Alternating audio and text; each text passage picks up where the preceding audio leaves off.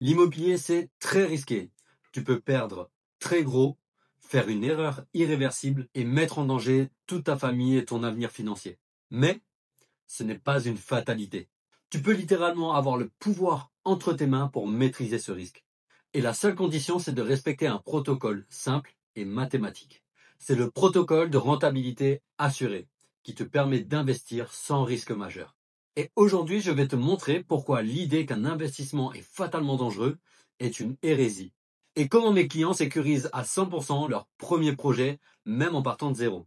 Et si tu es débutant, comme moi à l'époque ou mes clients avant de me rencontrer, tu vas certainement te reconnaître dans les points suivants. Tu as peur de mal acheter et de te retrouver coincé avec un bien que tu n'arriveras pas à revendre. Tu redoutes de devoir payer un crédit qui va te mettre la tête sous l'eau chaque mois.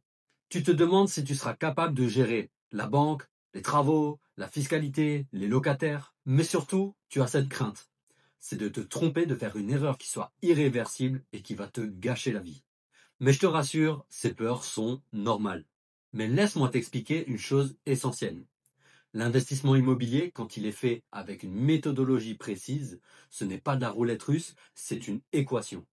Et c'est justement parce que j'ai moi-même eu ces craintes et que j'ai commis certaines de ces erreurs que j'ai créé ce que j'appelle le protocole de rentabilité assurée. C'est un condensé des meilleures pratiques couplé à un accompagnement de proximité. Et c'est ce qui fait que 100% de mes clients qui ont suivi ce protocole ont eu un retour sur investissement de x17. Et ça en comptant uniquement le retour sur investissement de la première année d'exploitation. Donc c'est un gain encore plus gros à plus long terme. Et aujourd'hui, je vais te partager les 8 piliers qui réduisent presque à néant tous les risques. Et le premier pilier, c'est l'emplacement avant tout. C'est la règle numéro 1, peu importe le reste. Si tu as investi dans une zone dynamique avec de la demande locative, tu auras toujours une issue de secours. Et en plus, c'est le seul moyen de se placer du bon côté de l'inflation et d'en profiter au lieu de la subir. Comme tu le sais, l'immobilier est un actif. Et si tu vois pas de quoi je parle, n'hésite pas à aller voir ma vidéo à ce sujet qui s'appelle « Ils veulent que vous restiez pauvre ». Mais attention à cette nuance près, l'immobilier est un actif uniquement s'il est très bien fait. Donc, s'il est bien placé et qu'il prend de la valeur dans le temps, et que tu l'as suffisamment optimisé pour qu'il te génère un bénéfice chaque mois. Et si tu veux développer encore un peu plus cette notion de bon emplacement, j'ai aussi fait une vidéo complète à ce sujet qui s'appelle « Comment trouver le bon emplacement, technique infaillible ». Et maintenant, le deuxième pilier, acheter sous le prix du marché. J'en profite pour le rappeler, une affaire se fait à l'achat et non à la revente hypothétique. Ce que je veux que tu comprennes ici, c'est que si le prix du bien, plus les frais, les travaux, etc., est inférieur à la valeur du bien au prix du marché, alors tu n'as plus rien à perdre. Même si par malheur tu devais revendre demain, tu ne perdras pas d'argent. Je vais te donner un petit exemple pour t'aider à encore mieux comprendre. Notre premier appartement locatif, on l'a négocié et obtenu pour 74 000 euros. On a eu pour 20 000 euros de frais, ce qui nous fait un total de 94 000 euros, soit un prix au mètre carré de 1800 euros.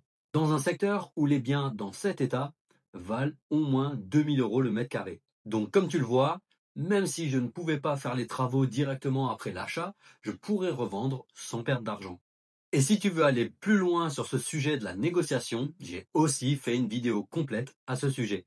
Et elle s'appelle « Comment négocier un bien immobilier ». Et on arrive maintenant au troisième pilier, la valorisation. Mais juste avant de développer, je vais te demander de mettre un like pour que je puisse voir que cette vidéo t'aide et de penser à t'abonner et à activer la cloche des notifications pour ne pas rater les prochaines vidéos. Alors la valorisation, qu'est-ce que c'est? C'est le fait finalement d'apporter de la valeur au bien, en le rénovant, en l'embellissant, en l'agrandissant, en l'améliorant, etc.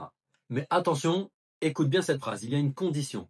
Il faut impérativement que le coût des travaux soit largement inférieur à la valeur qu'ils font prendre au bien. Encore un petit exemple pour que ce soit encore plus clair. J'ai un client qui a acheté une maison de 150 mètres carrés pour 120 000 euros. Il en a eu pour 150 000 euros de frais, dont la majorité était donc pour les travaux, faits par des professionnels, ce qui nous fait donc un total de 270 000 euros, tout compris. Ça peut paraître beaucoup, mais la valeur estimative de la maison après travaux est au minimum de 390 000 euros, soit une plus-value et un patrimoine net de plus de 120 000 euros. Et j'ai encore une fois une vidéo complète à ce sujet qui s'appelle Comment rénover un bien immobilier. Et maintenant, le quatrième pilier, obtenir les meilleures conditions de financement. Et rien que sur ce pilier-là, il y a une différence de plusieurs dizaines de milliers d'euros entre les financements qu'obtiennent les gens sans mes recommandations et les financements qu'obtiennent mes clients. Tout d'abord, il faut bien que tu aies en tête que tu n'as pas besoin de vider ton épargne.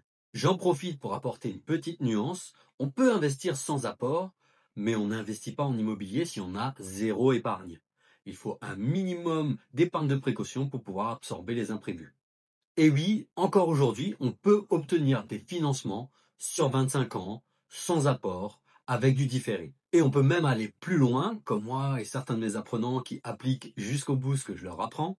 On peut même faire financer l'ameublement et la déco sur le budget travaux. Le but ici, c'est de profiter de l'effet de levier au maximum pour préserver ton cash. Parce que tu le verras, tu vas avancer, et peut-être qu'après l'immobilier, tu vas t'intéresser notamment à la bourse, et plus tu préserves ton cash, plus tu auras du cash à investir en bourse. Tu l'auras compris, quand tu maîtrises le financement, la banque devient vraiment un partenaire et plus un frein. Alors, je vais te donner encore une fois un exemple pour que ce soit le plus clair possible et que tu vois bien la différence entre mettre en place ces bonnes pratiques ou non.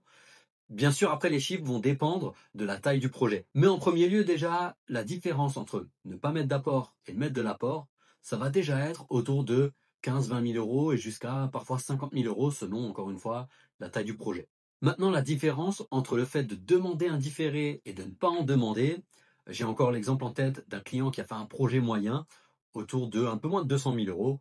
Eh bien, grâce à son différé, il a économisé plus de 18 000 euros. Et maintenant, sur un projet moyen, faire financer l'ameublement dans le prêt-travaux, ça te fait économiser 5 000 euros sur ton cash. Et enfin, encore une technique d'investisseur concernant l'assurance emprunteur. J'ai des clients qui ont économisé comme ça plus de 37 000 euros en renégociant leur assurance emprunteur.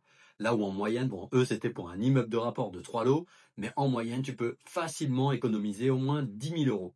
Donc comme tu le vois, avec le cumul de toutes ces bonnes pratiques, tu peux vite atteindre les 50 000 euros de différence pour un même projet, juste en demandant les bonnes conditions de financement ou ne pas les demander. Et oui, je sais que tu veux en savoir encore plus, et ne t'inquiète pas, j'ai effectivement aussi fait une vidéo complète à ce sujet qui s'appelle Investissement immobilier, les vraies règles du financement. Et maintenant, on va passer au pilier numéro 5, choisir la meilleure fiscalité.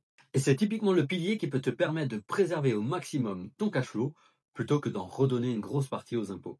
Alors, pour te donner un ordre d'idée, je vais te donner un exemple. C'est vraiment une étude que j'avais faite moi-même à mes débuts quand je comparais les fiscalités. C'est que pour un même projet, au même prix, au même montant de travaux, etc., on pouvait juste avec la fiscalité soit payer plus de 5 000 euros d'impôts dès la première année ou ne pas payer d'impôts sur nos revenus pendant plus de 5 ans.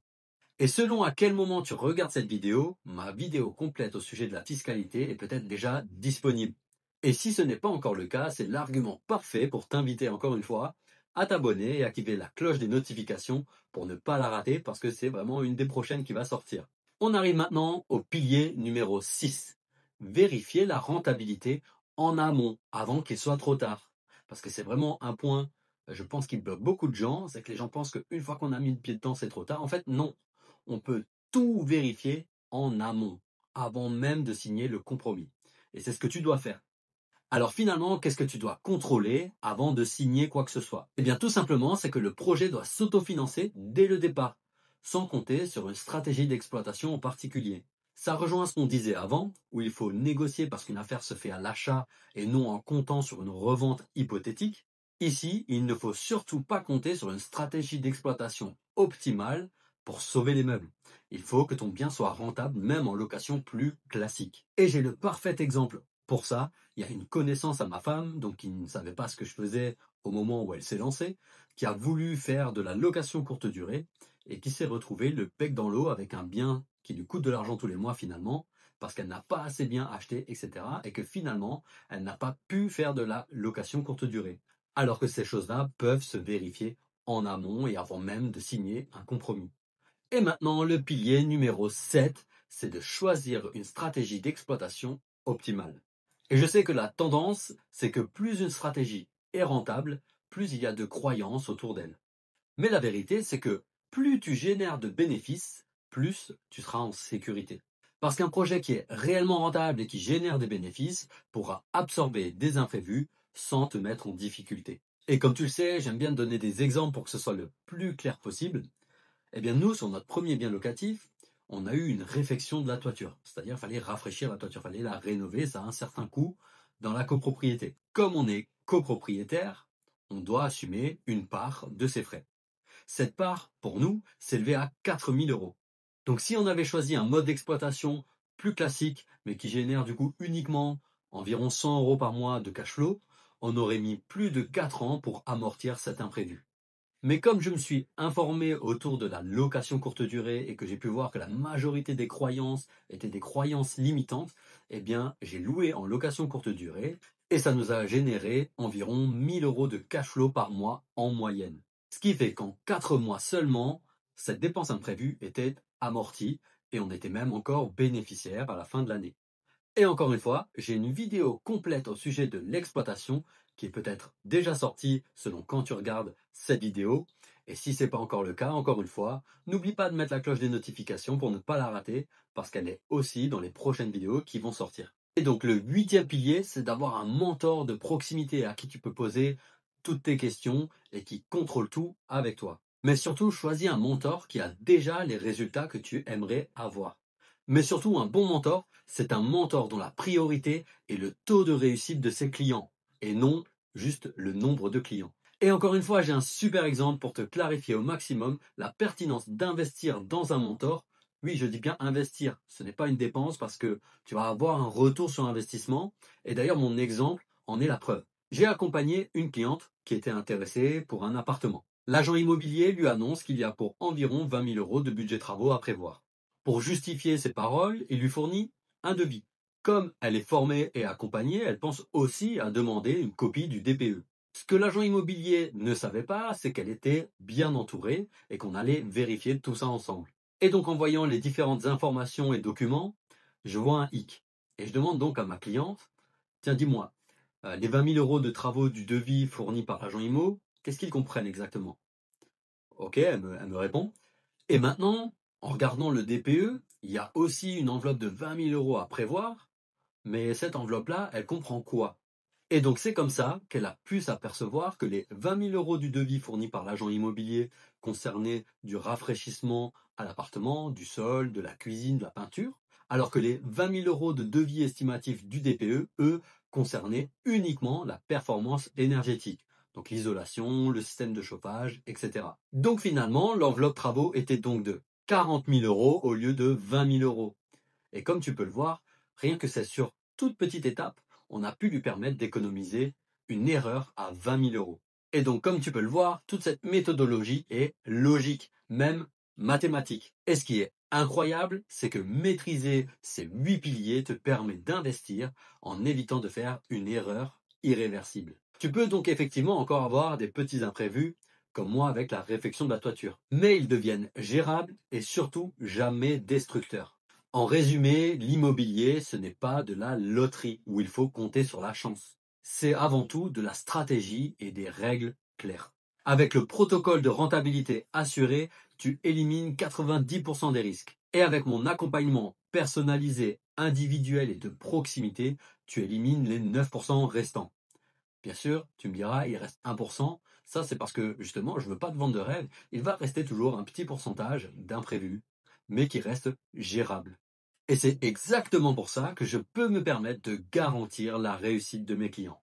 Parce qu'on ne mise pas du tout sur la chance, mais on suit une méthodologie éprouvée. La conclusion, c'est que investir sans risque irréversible est possible. Et la seule question qui reste maintenant, c'est est-ce que tu veux le faire seul, dans le doute permanent, ou avec un mentor qui t'accompagne pas à pas et qui est à côté de toi en permanence. Et maintenant, si tu veux en apprendre encore plus sur l'investissement immobilier et notamment essayer de trouver quelle stratégie peut te correspondre, je t'invite à regarder ma vidéo à ce sujet qui s'appelle Le guide de l'investissement immobilier, formation pour débutants, la stratégie pour réussir. Et maintenant, avant de scroller sur la prochaine vidéo, n'oublie pas de mettre un like pour que je puisse voir que cette vidéo t'a aidé. Et surtout, n'oublie pas de t'abonner et activer la cloche des notifications pour ne pas rater les prochaines vidéos.